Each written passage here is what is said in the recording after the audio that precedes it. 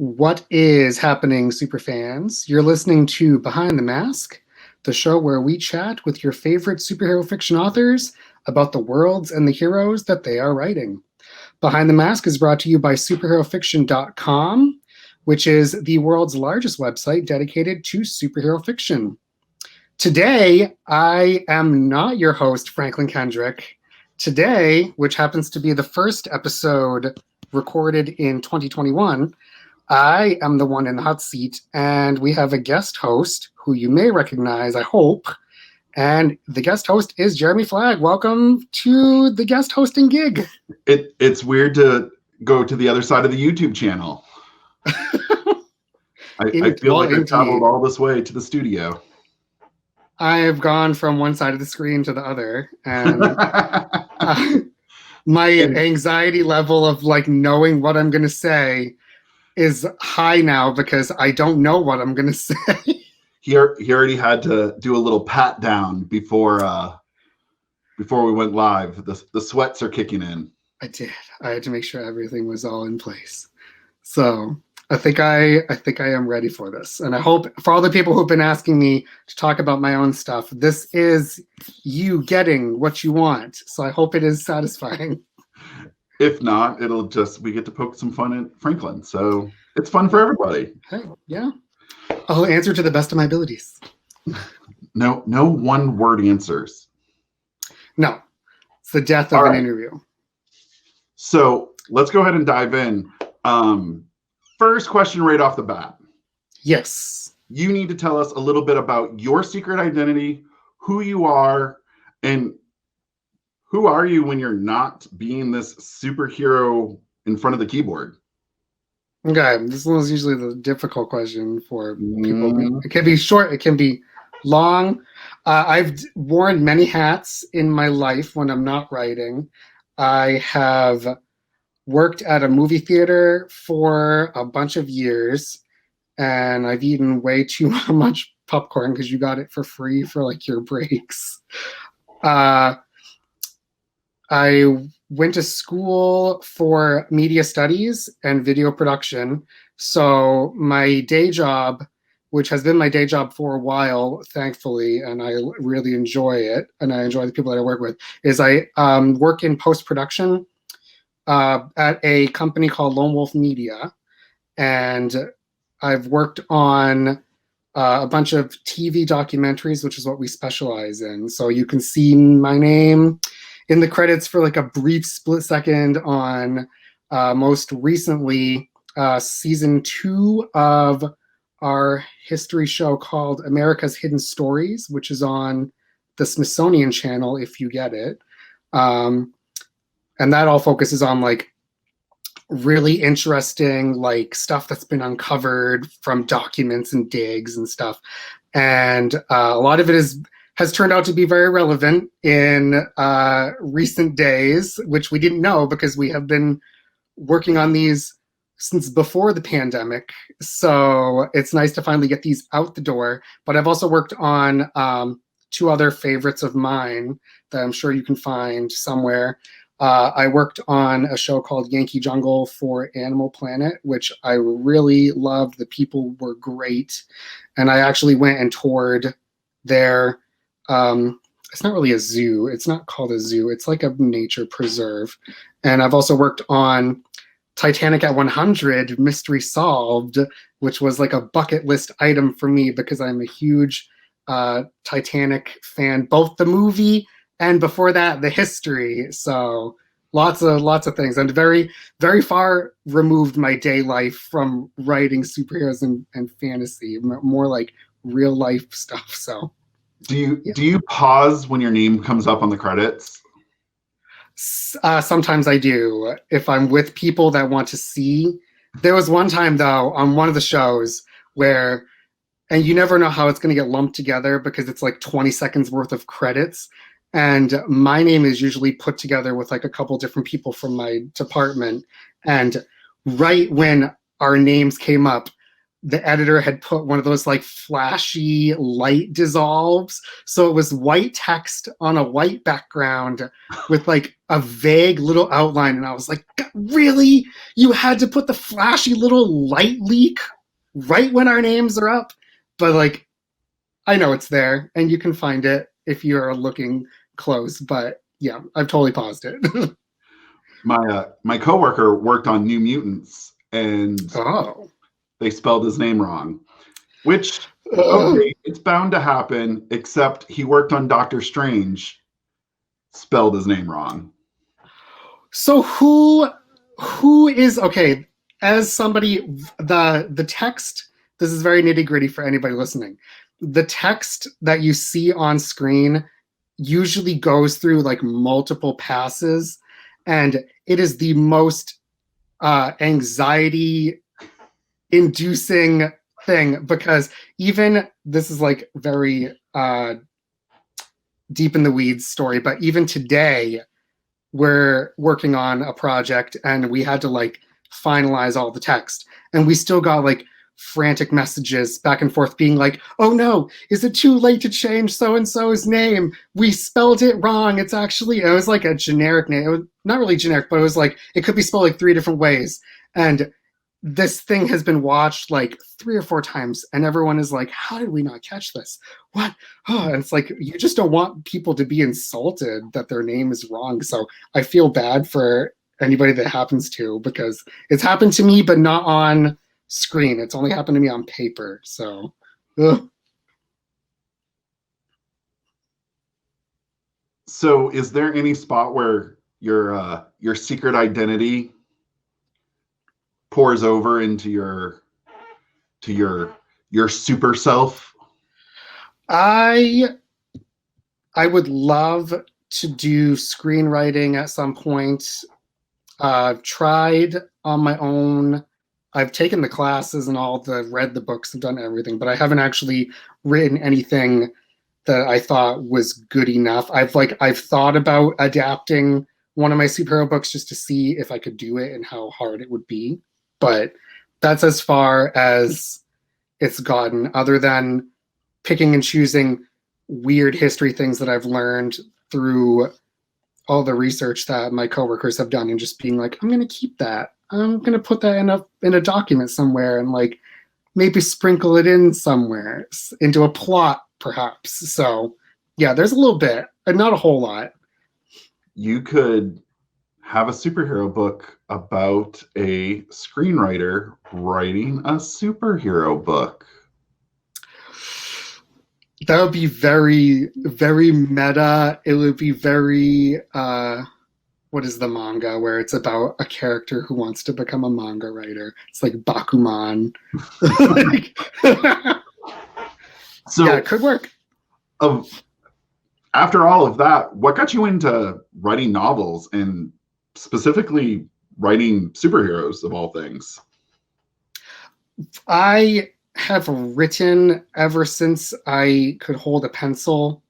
And it was one of those things where it's popped up a bunch of different times in my life where I was read to as a child, like every evening. Like my mom, like that was how she taught us how to read, and it also she taught us how to write. And like, yeah, we went to the elementary school and stuff, but my mom was the one who did like flashcards as a kid, and I was always remembering like dialogue from movies we had watched as a kid, and like I would remember character names. So like my family would be like, who was so and so in that Disney movie? And I'd be like, it's this character. And they would be like, sure enough, it was true. So when I was told, after like you get to a certain age where all you've had is somebody like reading to you, and then you find out that these books don't just exist somewhere, like somebody created them, and then that like opened the floodgates of, well, if they can do it, then I can also do it. So I've literally written stories, and I still have some of them from when I was like a little tiny child, where it makes absolutely zero sense, but it's like the funniest thing to read through, with like your family and friends being like, what was I thinking? What, like, I have no idea what was going on, but like I was learning. So I've written forever. writing writing superhero stuff, uh, that started later on in my life journey of, if you can call middle school like later on. Your mid-school crisis. Yeah, mid school.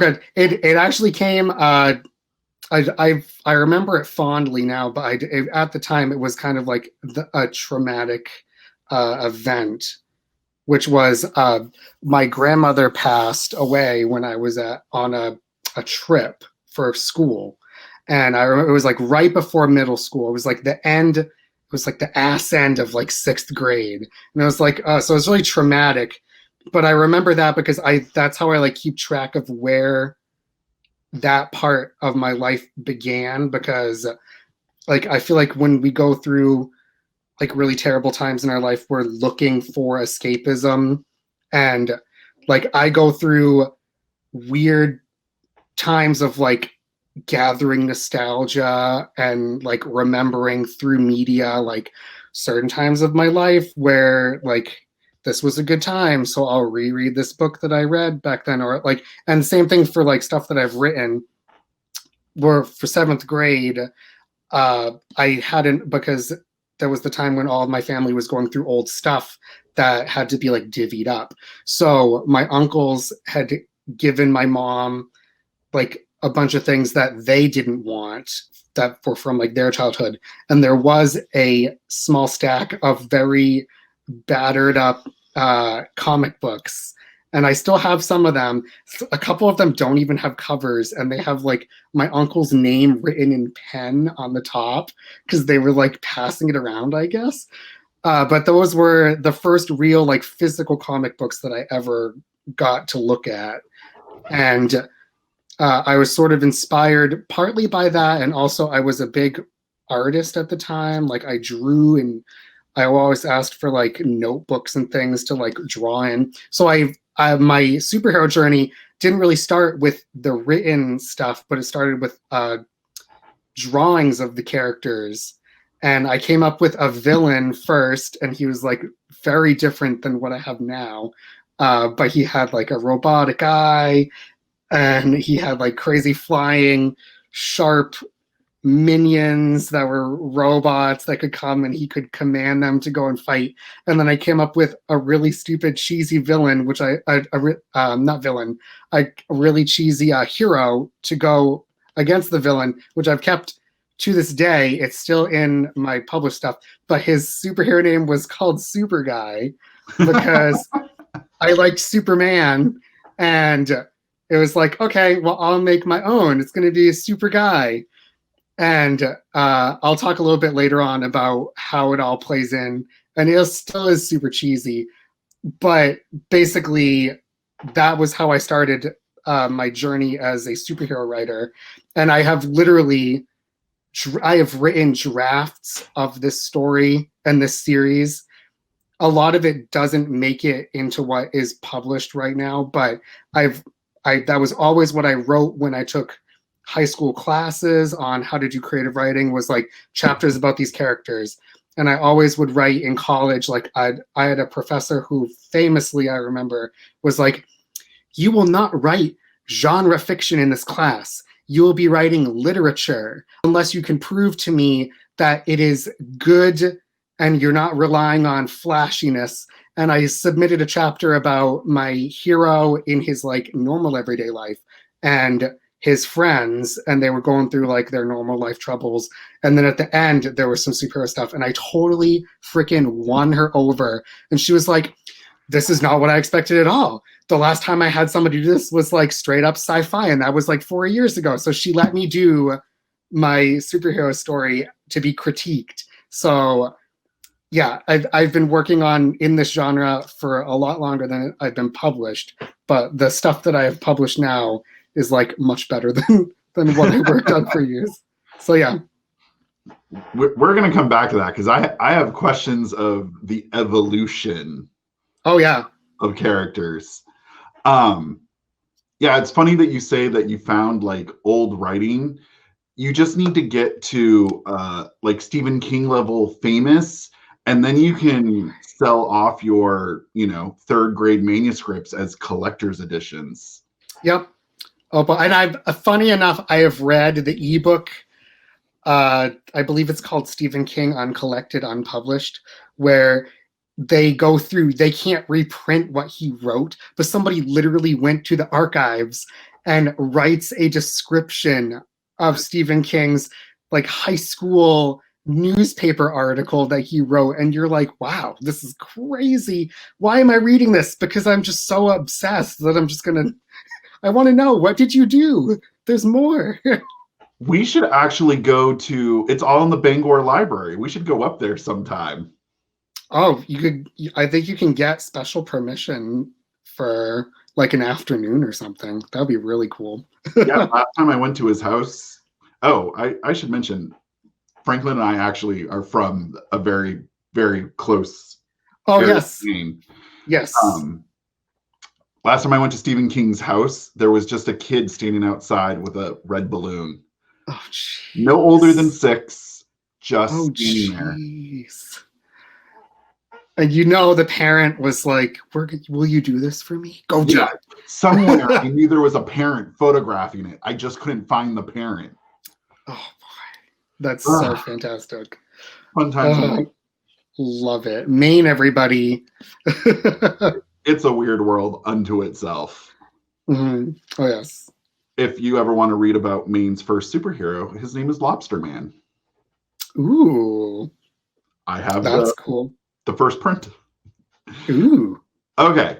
So we know about you. We know about your secret identity. Not so secret anymore. No. Let's dive into some books because I got questions for you all over the place. So why don't you tell us what the series is and give us some overview of your world that you've built. Okay. So my series was originally a trilogy. It's now, the 3 books is technically still a trilogy, but I have a 4th book and there could be more. We'll see what happens. But the series overall is called the Aberrant Series. And I came up with that overall name because back then, which was 2016, which feels like forever ago now, the superhero authors were not as networked together as they are now. So I was really gathering info here and there from people. And there was a big thing that I read that terrified me, which was the word superhero is copywritten. You cannot use it. So I was terrified to use the word superhero on my cover. So I came up with an alternate name. I was going to call them Aberrants because they are like sort of X-Men inspired, where they're not really, my superhero characters aren't really mutants, but they're characters that can like channel power. So I called it the Aberrant Series. But in the end, I still put the word superhero into the book because that's just the way that it goes. At this point in time, if they really want to come for me, I mean, please don't. But everybody does it now. You really can't. So Mouse is going to come knocking. Oh, geez. Please, no. So my first book in the series is called Supercharged, and each one has the word super in the title. So that was another way to sort of get around using the word superhero. But I thought it was also fun because I didn't really have names for my series as I was drafting it that I thought would ever make it through to like publication. So they were always called like Temp, something, like Franklin's superhero story. But basically the story follows, starts off first. The first 3 books are mostly first person narration. But my main character's name is Sean. His superhero name is Fallout, which he only gets as he goes along. But it is a typical high schoolers discover they have powers, but it's not like they were born with the powers. His real life, he's kind of like an underdog. All right, I'm looking at my notes. I want to make sure I don't get everything out of order. Because it's been a while since I've written the book, but it's the framework that I had has always been like sort of in place. So it's like little bits here and there have changed. But basically, he's a Boston native, which I love Boston, and I always wanted to see like superheroes in Boston, so that's why I set that there. But his father is a world famous comic book writer and artist. And before the book begins, the book actually starts with a mock up, and I can show it, I guess. This is the cover for anybody watching on YouTube. But the first thing, and I really wanted to do this because it set it up perfect, was my first page is a mock up of a newspaper article talking about how my main character's father, who is world famous, has died in a plane crash when the plane strikes a drone that was unregistered, and it totally brings the plane down. And he leaves his long-running superhero series unfinished. So it's sort of like the stumbling block for Sean, because even though his dad is like world famous, he was super close to his dad, and so it's like a big hole left in his life. So he sort of is rebellious. It's maybe it can be kind of cheesy, but he likes heights. He feels like being up high will bring him closer to wherever his dad's soul is, and which gets him into huge trouble at the beginning of the book, because it's Boston. You can't go climbing giant buildings and just be out there. So basically the story follows him when he is caught being sent away to his grandparents' house in the Maine countryside, which is like far removed from everything. But while he is there up in Maine, which I really want to do Maine because I'm from Maine and I love small town, like almost more than I love big city. But while he is up staying there, his grandparents are super loving, super supportive, and they are his dad's parents. So they try to help him out by giving him some of his dad's possessions to sort of like give him closure. And one of the things that he is given, that he doesn't know what it is at first, is a relic. It's called the Vestige, and it is what he uses to channel superpowers. And he ends up finding out that not only was his dad's comic book series based on the actual relic, but his dad also secretly was able to channel powers as well, and just never told his wife or his son, because he was trying to keep them as normal as possible. So that is the beginning of the first book of my series, my 4 books so far. So do you have it set up that each of the books are kind of standalone, or is there a strong overarching? First book is sort of standalone. There isn't really a cliffhanger, which is also probably the reason why my read through is like so slow. But eventually people go through to the next. But the second book definitely ends on a cliffhanger, and you must read the third book to get the closure. Like the three books definitely have an overall story arc that goes from beginning to end. And the characters there's things that happen to different characters throughout, and new powers are discovered and all that jazz. So does Sean have one in particular power, or is there a gamut of them? He starts out with one power that is obvious, but he can fly, but it's not perfect right off the bat. There's a lot of trials and there's a lot of scariness, but he's brave because he likes heights. So and he sort of is mentored by his grandfather, who sort of knows how it works. but he does get more powers as it goes along.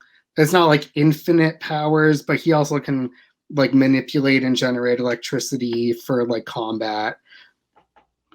Yeah. You're kind of taking the Smallville approach, a little Yeah. here and there.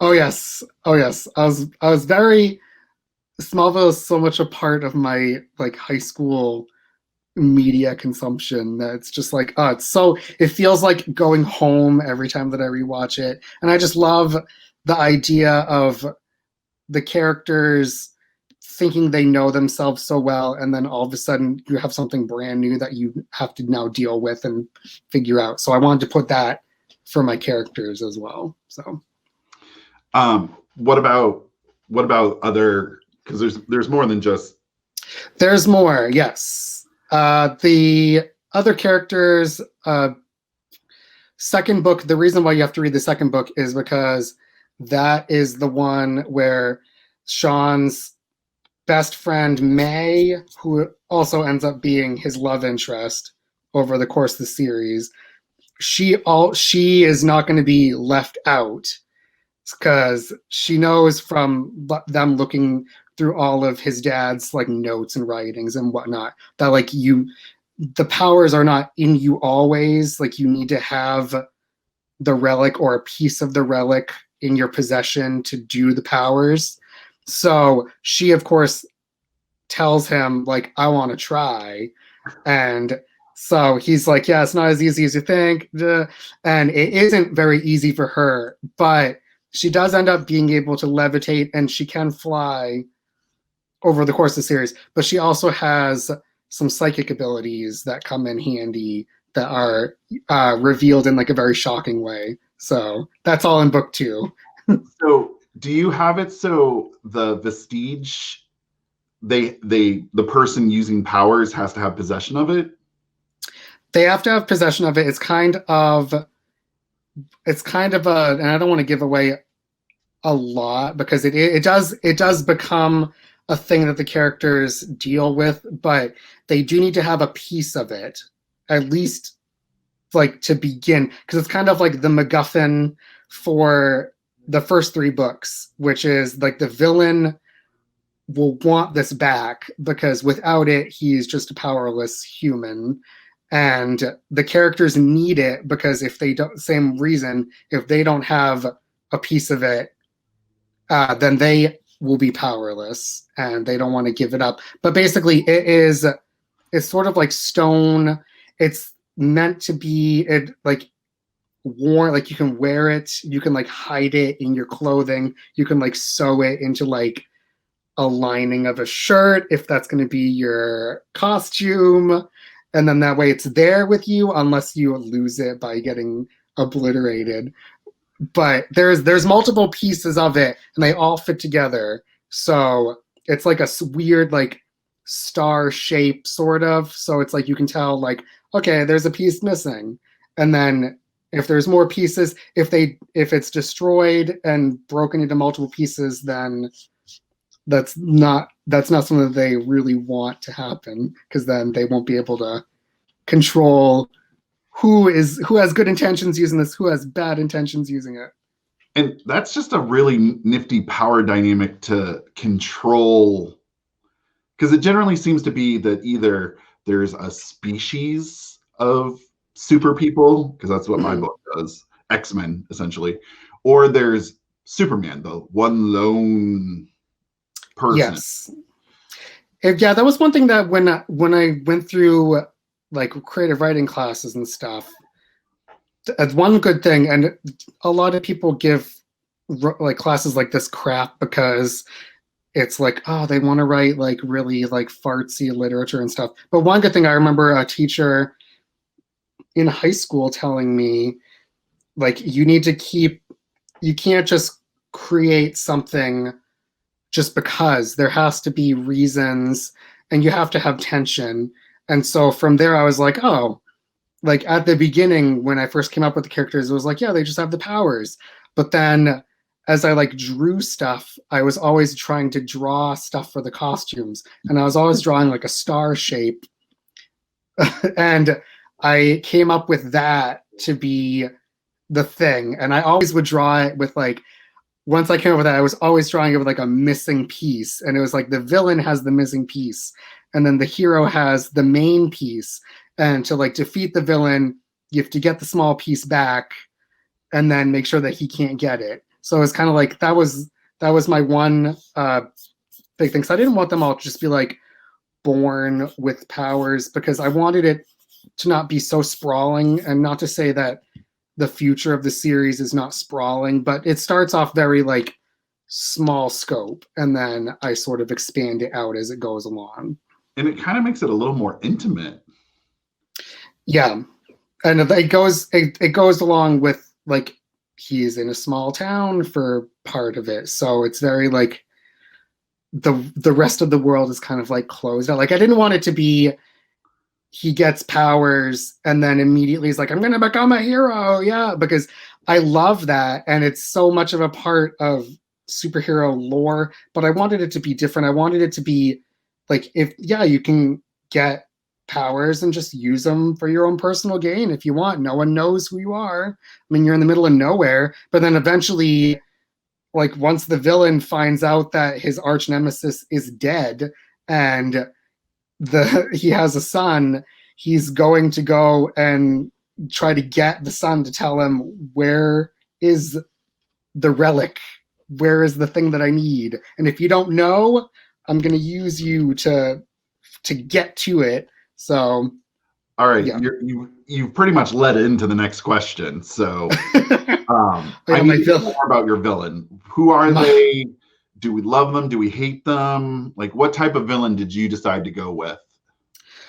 I went with kind of, I guess you could love it. I don't have a whole lot of reviews. I did have somebody leave a review once where they said, I really want to see a lot more of the villain and their time in prison. And if you're listening, whoever you are, I hope to give you more of this villain, maybe in the future. I don't know, somehow.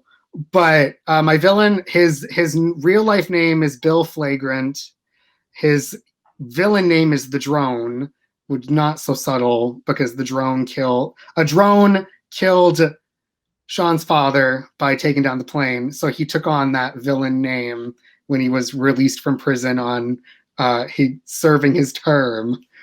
But there's a lot of backstory between this villain and Sean's father, and I have it all written down. It's hinted at here and there, and you can kind of piece together things. But he basically, like, he can fly, he can do a lot of things that Sean can do, but he has way more experience, even though it's been a long time since he's used powers. He was basically taken down by Sean's father, whose name is Jeff. And they had like a big showdown, which doesn't really happen on screen on the page. But basically, they had a huge disagreement over how to use the Vestige. And basically, it turned into Jeff's father being like, well, if you're not going to use it correctly, then I'm going to take it away from you. So that happens like when they were just ending high school. And so since then, Bill has been in prison serving out his time, and sort of like angry that his good friend is living the high life, famous superhero writer, and a lot of the stuff that they experienced in high school together is stuff that has showed up in the comics. So he's really not happy when he gets released, and he knows exactly what he's going to do, which is he's going to go find the relic, get it back, and get revenge. So he's kind of like the big baddie of at least the first trilogy. He's like the overall, and there's a couple other villains over the course of the series so far, because you can't have just one. But he's the main villain of the series, basically. It basically sounds like the moment this podcast is over, you can go write that prequel. Oh boy, the prequel! I will say, I think I have it written down somewhere, so I'll skip over it if I have it for another question. The prequel, I have written chapters of this prequel over the years so many times, and I'll give you hints for what is in it.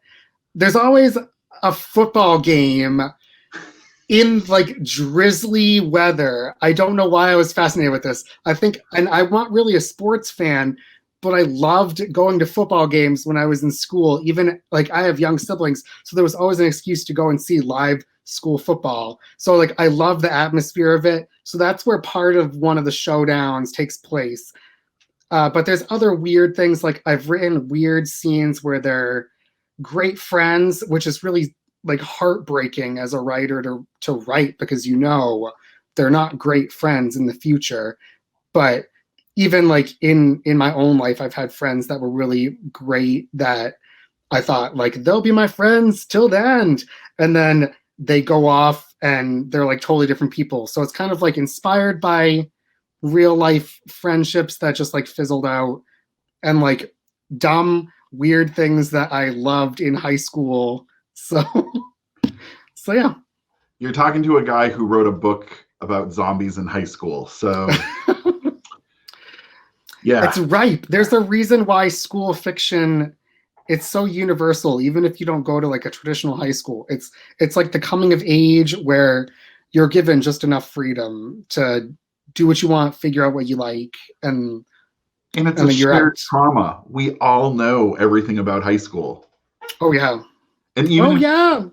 I grew up in northern Maine. We didn't even have a baseball team, but you see it. Saved by the Bell taught me what a football player is. I was oddly terrified by high school set TV shows when I was young, because it always was so unstructured, and it was like Boy Meets World. How do they know when to go to class? They're always perpetually late. They're always stuck in the hallway. So when I started high school and even a little bit in middle school, seeing the rows of lockers and being like, oh no, I can't be late, like in stupid Boy Meets World. No. So it was terrifying. But now I look back on it fondly. But going in, I was scared. It was crazy.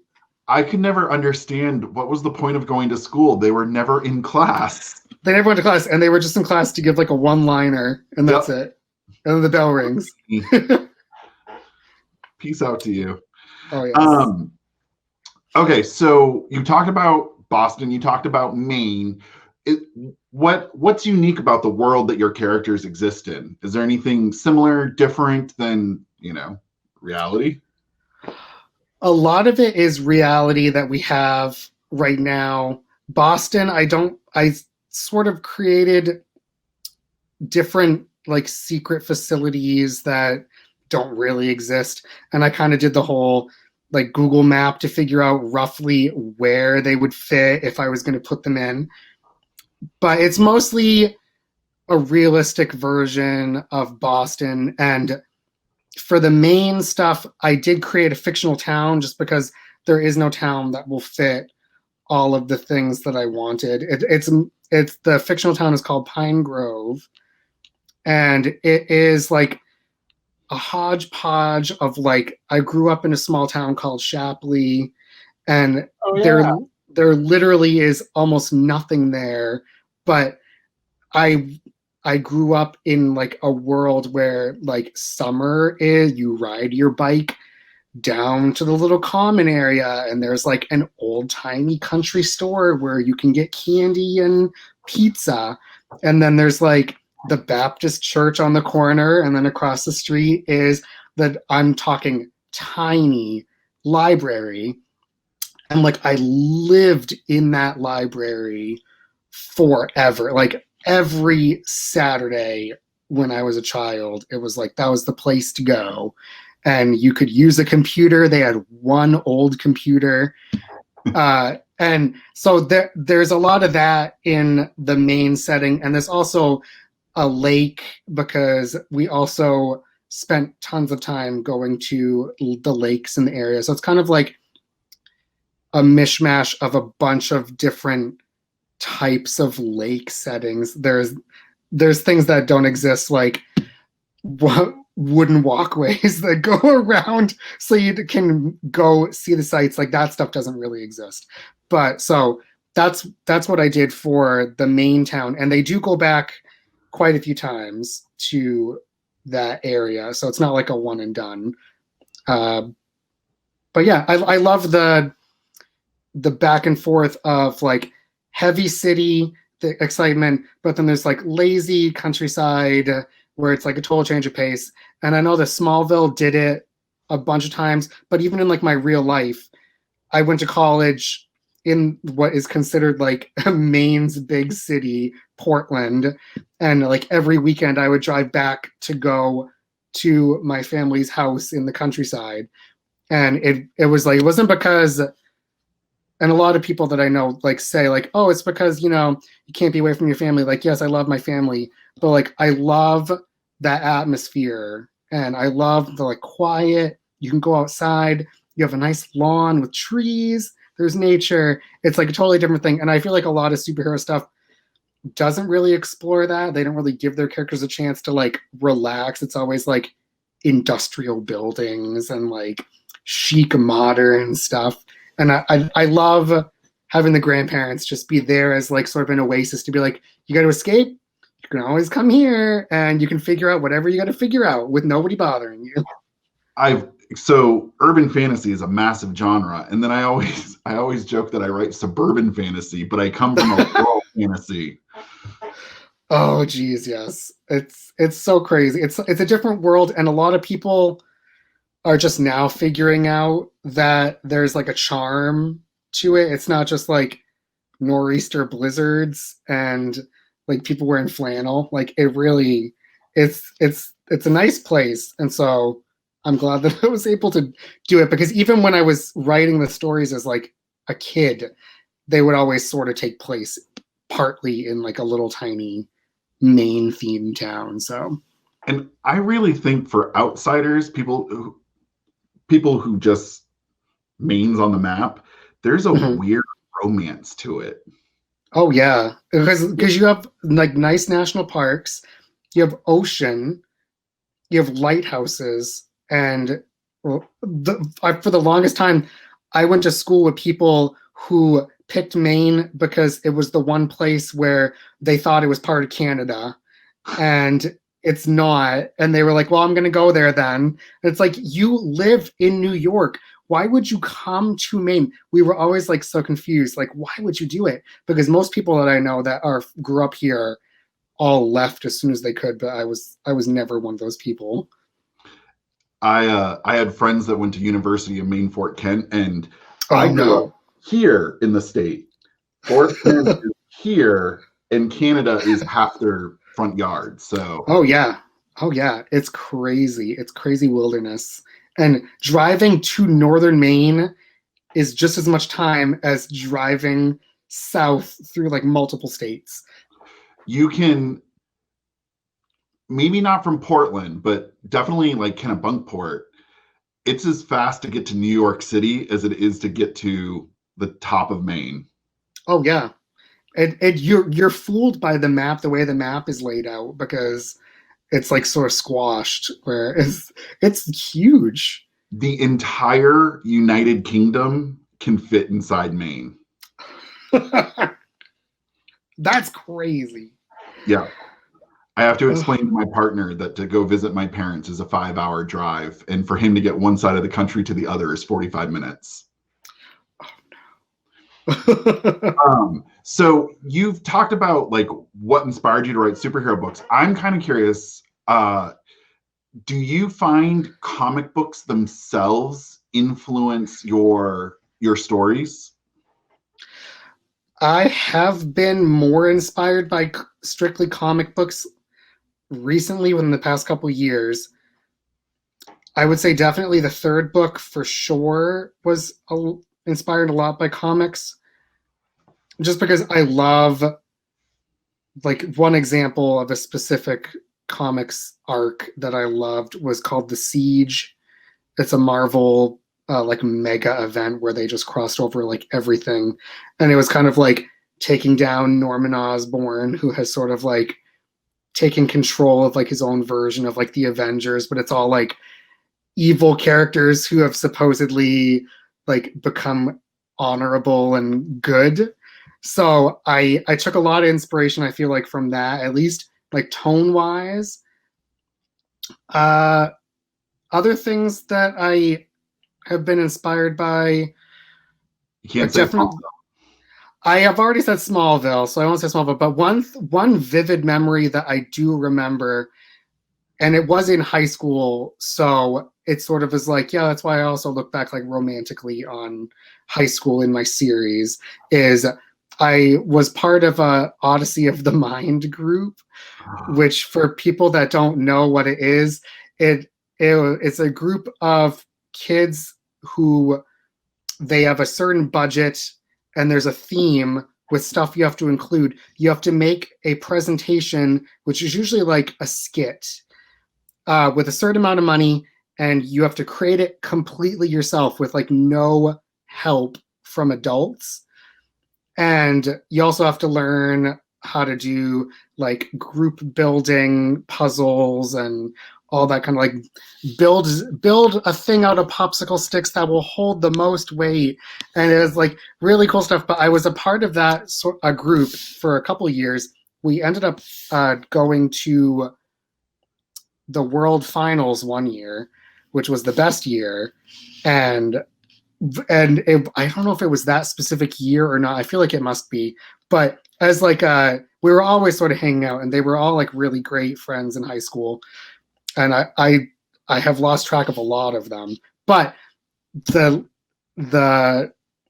he was sort of like the group captain. His name was Bill, so sort of I stole his name for my villain, but he wanted to go see the Sam Raimi Spider-Man, which had just come out that summer. So I knew who Spider-Man was, because how can you not? He's like a pop culture thing, but I never watched like the cartoons or read the comics or anything. I just knew that he was Spider-Man. And so we went, and it was literally like my first introduction to like Spider-Man's lore, was going to see Sam Raimi's Spider-Man. And I was just hooked from the time I left that theater. Like I went to Borders with my family and was like, I'm going to a graphic novel section right now. And I read like Ultimate Spider-Man. And it was back when like you only have like a little tiny maybe job where you get paid peanuts. So I'd save money to get like a collection of Ultimate Spider-Man just to see what was going on and to learn like the villains. So that sort of ties back into being inspired by comic books. But basically, I could thank Sam Raimi and like that whole team for like putting Spider-Man into my brain for the first time as like a story, and not just like a costume on like a toy. So as long as there's no Spider-Man 3 dance montages. Oh no. And I will guiltily say I was so in love with Sam Raimi's Spider-Man universe. I dragged people to go see Spider-Man 3. I watched Spider-Man 3 3 times in theaters. I bought the special edition the day that it came out. And now that I've had distance, it's not a great movie at all.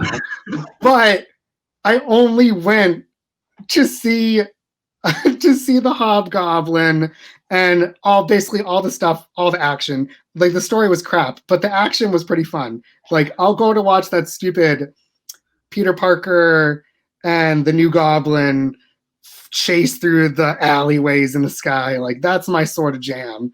And I'll be like, those were great scenes. I'll watch just that, and then I'll put the DVD away. So that's the type of person that I am. Okay, we'll try not to judge you for your Spider-Man 3 love.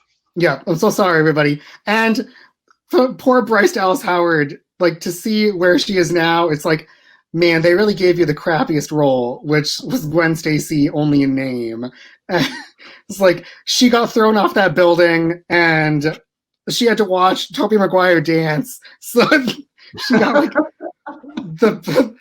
the like worst end of the stick, basically. So I'm sorry. I love you, Bryce. The real villain was she had to watch it be filmed. Yeah, and on top of that, during that scene, and for the people, I'm sorry, this is how much I remember that movie, is there's a scene where he puffs his collar during the dance montage, and there had to be somebody behind the camera with a wind machine blowing her hair as she gasps. That's the amount of cheese she had to put up with for that movie. So she is a warrior. There has to be moments when you're like, I just need to put groceries on the table. I can do this. Are we doing it? And if you watch, this is one last thing about Spider-Man 3 for me, I promise. If you watch the outtakes, there's a scene with Kirsten Dunst where she's in that stupid taxi car suspended on the webs, and she's supposed to be yelling things to Tobey Maguire. And you could tell that even she knew how outrageous it was, because she's trying to yell, "Look out." And they must have kept changing it back and forth, because she tried to say "watch out," and then she says "walk out." And I'm like, that's what everybody that went to go see this movie wanted to do or did. So, and that was what they were filming. So yeah, it's real. You can look it up on YouTube. I'm not lying. So Emma Watson was actually trying to give us the beef. I was like, please, just get out while you still can. Before you do the whole thing. But there's nothing like that in my books. It's all pretty serious. There is some humor, but it's not like slapstick, tongue-in-cheek. It's kind of like situational, I guess. I don't know how to describe it. Awkward humor as being a kid. So I know this because I'm going to guilt you into it.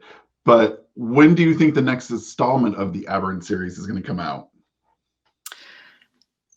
I have the outline partly written, and I would definitely say this year, hopefully earlier in the year, if I can complete the challenge. Maybe by April. I don't know. So for those who don't know, Franklin has been called out, and he is running against the wire against myself, Christine Raglan, and Trish Heinrich. And Trish Heinrich is publishing the first day of April, and so the rest of us are trying to beat her. We will see if it happens. I'll try my absolute best. Writer of us, so he's our only hope. See, I will say this, because I ask a lot of authors on the show about craft and how it works. I am a very fast typer, but if for anybody who has read book 4, and I would say, please, if you can read book 4, it's probably the one that I am most proud of, not just because it's the latest one, but it's the first one that I decided to do it completely in third person perspective so that I could give it a bigger scope. But I'm a really fast typer, but book 4, I wrote part of it during NaNoWriMo like 2 years ago, and I had so many plot threads. I have so much stuff that I deleted that I was like, this is not going to make it in. And ironically, one of my big things, and I always run into this trap where I have ideas that I put into my books, and then I end up consuming a piece of media, whether it's like a movie, a TV show, or like another book, where they do it poorly. And then I say, absolutely not. I am not putting this in. I had a plot thread where I was going to have time travel and like multiverse. And then I watched the Cloverfield Paradox, which was one of the most awful movies as a sequel to something that I've ever seen. And they did a paradox where literally they could do anything they wanted. And it was so bad that I decided to throw out, I want to say like 40,000 words of a plot line, which was going to be my entire finale for book 4. And I was just like, nope, these characters are dead to me now. They're not being in, they may come back in another form, but I threw it all out completely. But I kept the beginning. So the beginning of the book is what I intended, but the finale is not what I had written originally. So as long as I don't fall into that trap of doing something and then being like, this is just not going to work, hopefully I will have a book out quickly. But so, yeah. You're going to have to go into a media blackout. Yeah, I can't watch anything. I can't. It probably won't be a big deal because there's not a whole lot coming out, but I just cannot watch. And I don't know. I feel like my fifth book will be a smaller scope, so it'll be more setting things up, hopefully, for the future or another companion series, possibly, to try to diversify my world a little bit. So we will see. But I have lots of ideas, and I have a whole document written out of things I want to put. So the second book of my series was going back when I had a publisher. It was going to the publisher, and it was 2 weeks away from being published. And then Stranger Things came out. Oh no.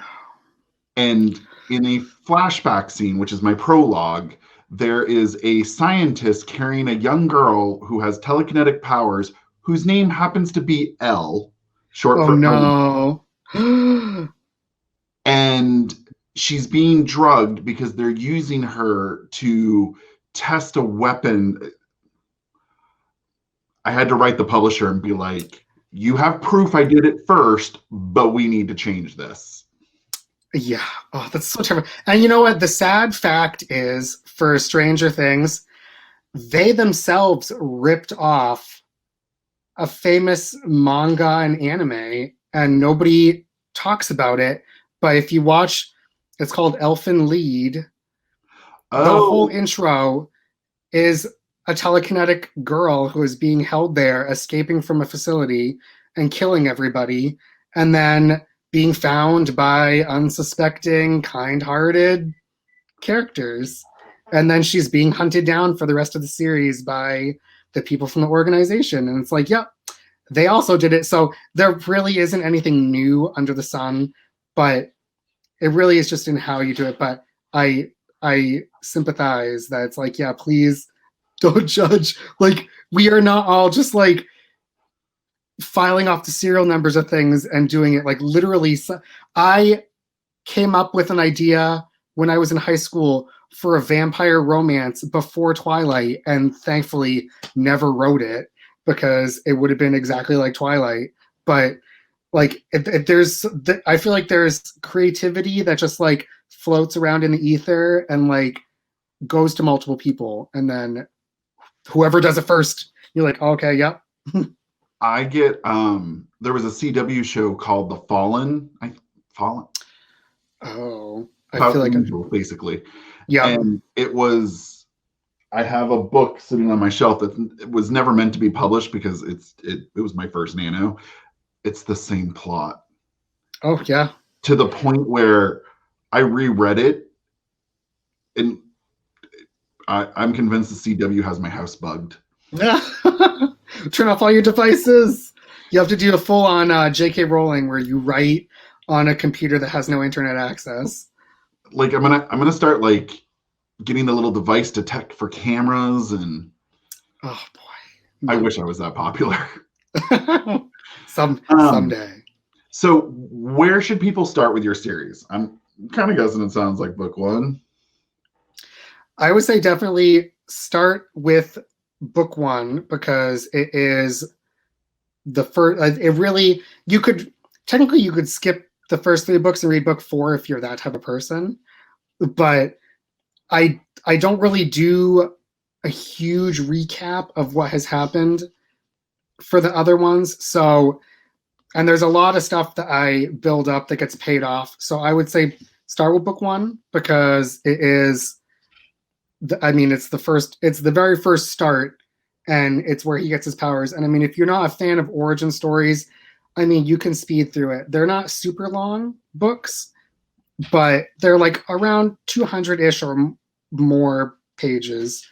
So they shouldn't take a long time to read, but book one is the first one that you should begin with.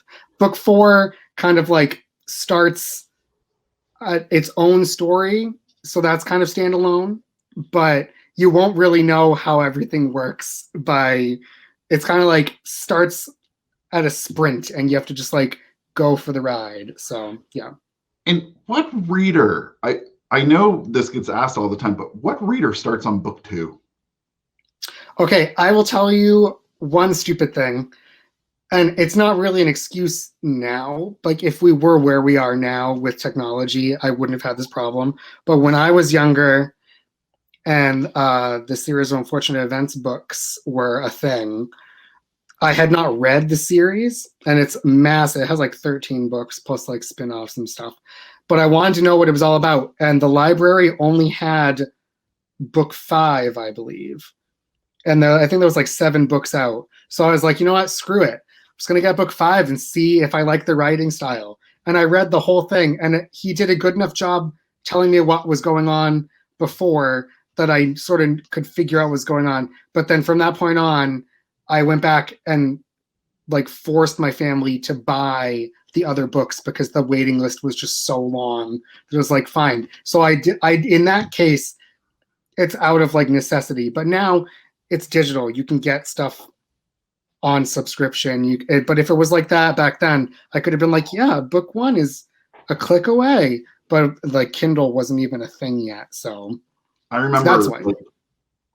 Like Forgotten Realms or Dragonlance books where they're kind of all related, but like R.A. Salvatore now is like what, book 80 of the Drizzt Do'Urden series. Just pick up one of them. They're good, but you can pick up any of them. Yeah, you can basically pick up, and they're all sort of trilogies for his books. So it's like, pick the trilogy that has the best covers and you really can't go wrong. Is your book 4 going to be the start of another trilogy? Not plot wise. I didn't, the first 3 books I plotted as a trilogy. So I knew that I needed 3 of them to get to the end of the overall story that I want to tell. The 4th one, I was kind of burned out from doing multi-book plots. So I leave a lot of stuff as cliffhangers, but not like you can read to the end of book 4 and it gives you a complete story. But there's lots of stuff that is like fairly obvious. Like I have, I would consider it like an end credit scene for like a Marvel movie where it's like, oh, this is what will lead into the next one. But it's not the type of thing where I feel like a reader would be frustrated that I don't say right then and there, because it's the sort of thing where it's a thing that is a jumping off point that would like demand a whole 5th book to properly tell. So there's no like, and he falls off the cliff. Tune in next time to find out if he lives or not. Like, I don't do any of that. So. Okay, so if people like origin stories, first trilogy, if you just want to fast track to the good stuff, well, or not the good stuff, just I like to skip origin stories. I'm not hurt. So I might actually be the person who would start with book 4. Like read it. So the funny thing is, because the first 3 are basically and it's funny that you mention R.A. Salvatore, because I was sort of also inspired by his writing style, where except I do the opposite of him, where for my hero, I have it be first person, which I guess is kind of like detrimental to the storytelling because I wasn't as experienced of a writer. But for the villain chapters, those are all third person. So yeah. So, but for the 4th book, I went full on third person because I was sick and tired of trying to figure out ways to give my hero information, and I also wanted to branch out because May in the 4th book has her own chapters with her own story. So it was an easy way to just be like, okay, they all sort of have. I can jump in multiple heads and tell it as stuff is going on. So.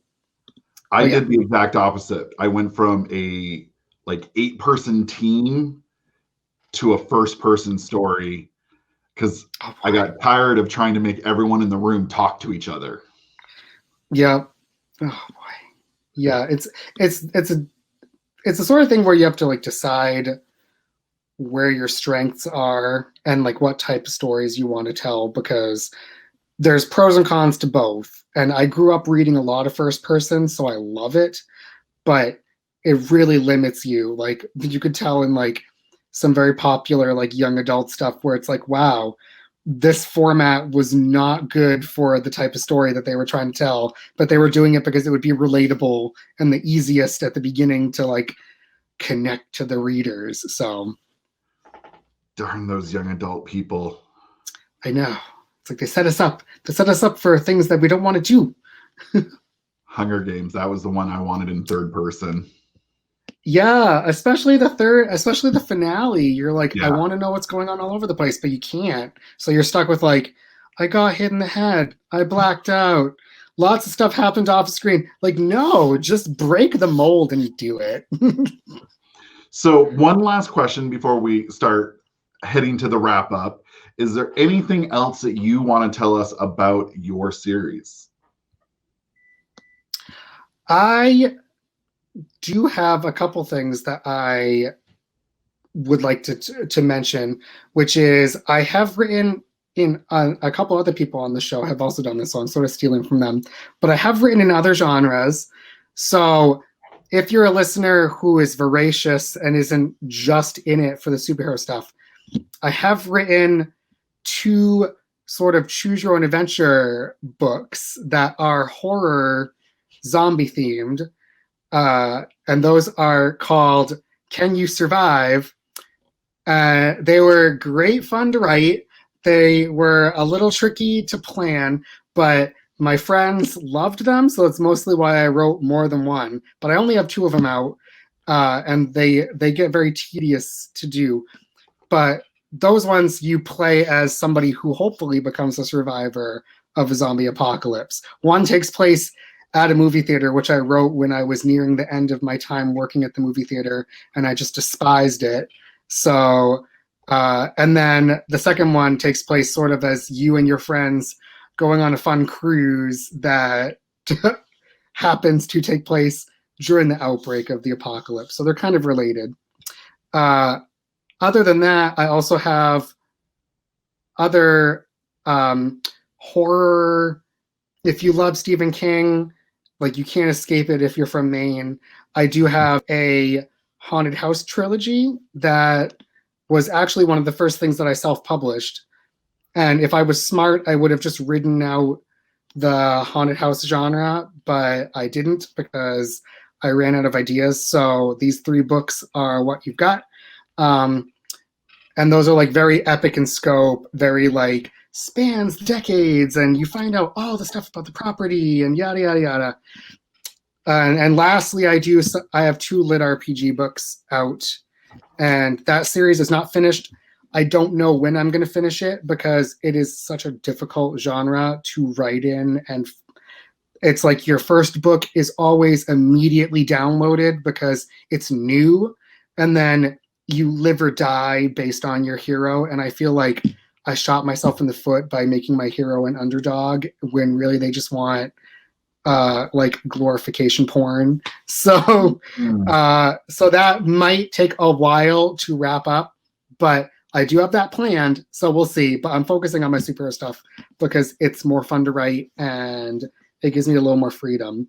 So if you're interested in any of those, give them a shot if you've finished my superhero stuff and want to know more. But the lit RPG stuff is third person, and I wrote those in between my 3rd Aberrant book and my 4th one. So it sort of like was like a test run to see if I could do third person successful. So I just downloaded your zombie book because I want to know if I can survive. Can you survive there? And I'll give you a hint. There's a dirty trick in one of the options where it's called a never-ending loop, where if you pick the wrong thing, it will lock you into a loop. And somebody that I know reached out to me and was like, yeah, there's a mistake. You just keep sending me back to the same pages over and over. And I told them, that is intentional. That is a never-ending loop. And you chose wrong. You have to go back and pick the other choice. That's what happened to me on Bandersnatch. I couldn't get out of it. It's totally a trope, and it's hilarious because there are tropes for that genre of writing. So I kept going back thinking, oh, maybe this time will be different. And it got to the same spot. I'm like, okay, well, I'll choose the other option. Nope. Same thing. Nope. So that is over. So keep track. And I made it. The ebooks are designed so that you should be able to go back painlessly, hopefully. So instead of keeping your fingers in the pages like the olden days. Oh yeah, and you're like, no, I didn't actually read it. I my finger's still on the other page. Doesn't count. Yeah. I didn't die. Come on now. You always just look for the end. You're like, oh man. Yeah. Unless it was a good ending, then I was always like, no, that didn't count. I don't think I ever survived. Sometimes I did. In the Goosebumps ones, I did, because I figured out how to tell his writing style, where there was always a trick and there was always a twist. So you're like, I'm looking out for that twist. The one that seems the safest is the one that you don't pick. So we're gonna see if maturity will keep me alive this time. Yes. So where can we find your work? I will admit that I am not super on social media a lot because it's just too exhausting to keep up with. So anybody who is looking for my books, they are on Amazon. Most of them are in paperback and on Kindle and Kindle Unlimited. So if you have Kindle Unlimited, it should be not a huge burden to add them to your queue. Like, it's not like they're $10 each and like it's a digital file, because I will tell you, even I have books that I wait on my wish list for them to go to $2.99. Most of my ebooks are $2.99. If you don't have Kindle Unlimited, it should be a low barred entry. But if you're looking to reach out to me or see more about me other than my books, I do have my website. It's just simply franklinkendrick.com. And I have a blog that I have kept. It's not regularly updated because I run out of stuff to talk about and I don't want to like sound like a broken record. But mostly I usually give updates on how I'm doing with projects. I try to give hints of like how things are going. If I've said that I'm working on book 5, I'll say like, today was a great day. I'm at this midpoint or whatever. But I don't post as much as I should. That's probably also a good thing, because that means I do more actual like fiction writing than blog writing. But I also random things on there. I believe I still have them up. I have movie reviews that I used to do. And I used to try to type out movie reviews because I wanted to be like Roger Ebert.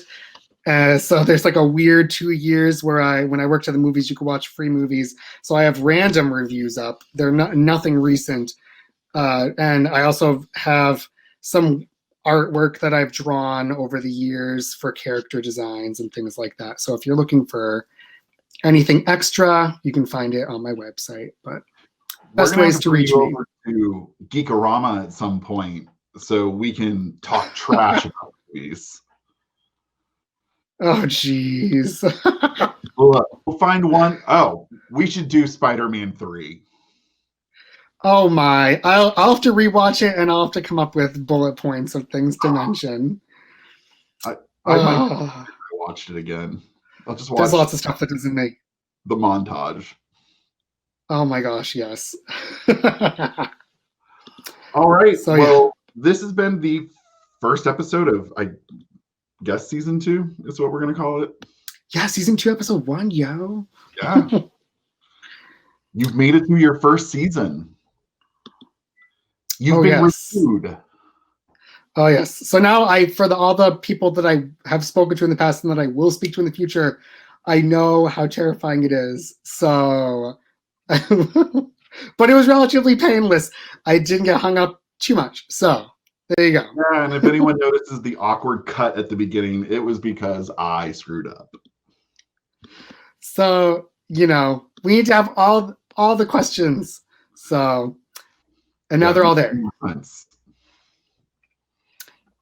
So, do you want to wrap it up, or do you want me to do it? Let's see if I can do this. We're gonna try here. I screw this up on Geekorama all the time. Okay. To wrap up this episode, if you like Behind the Mask, be sure to subscribe so that you don't miss out on future episodes. As always, thank you very much for tuning in. Franklin appreciates you all. Whether you're new or old to the podcast, and he will see you all next time. Yes. Bye, everybody. Until next time. Take care.